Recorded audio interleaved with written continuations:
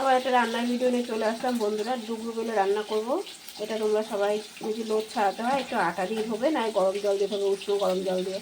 আর দেখো আজকে রান্না করব শিম আলু বেগুন দিয়ে। আজকে পেঁয়াজ টেয়াজ দেবো না, কাঁচা লঙ্কা নিয়েছি, টমেটো আর ধনে পাতা। দেখো মাছ ভাজা বসিয়ে দিয়েছি, মাছ ভাজাটা হয়ে এসছে। বড়িটা দেবো না, বড়িটা আবার ছোটো ছেলে খেতে চায় না, মুখে পড়লে চিল্লা। আর আমাদের সবাই বড়িটা ভালো খায়। কালো মাছ ভাজা হয়ে গেছে, কালো জিরা সম্বাদ দিয়ে দিলাম। এই যে সবজিটা আবার ভেজে নেবো, টমেটোটা দিয়ে দিলাম, আর এই যে লঙ্কা পেস্টটা দিয়ে দিলাম। লঙ্কাটা ভাজা হয়ে গেছে, মানে কাঁচা লঙ্কা পেস্টটা, হলুদ দিয়ে দিলাম,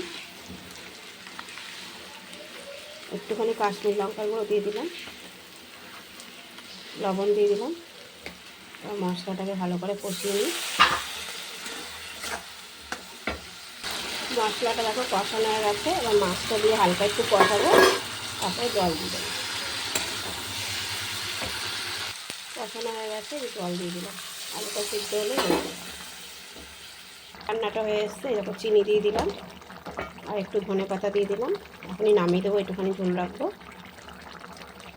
এই দেখো বন্ধুরা, রান্নাটা হয়ে গেছে, খুব টেস্টি হয়ে, তোমরা অবশ্যই বানিয়ে খাবে। আর এই মাছটা আমার ছোটো ছেলে খুব ভালো খায়, এই জন্যই করিয়ে দিলাম। না তো কেমন লাগলো অবশ্যই কমেন্ট বক্সে জানাবে।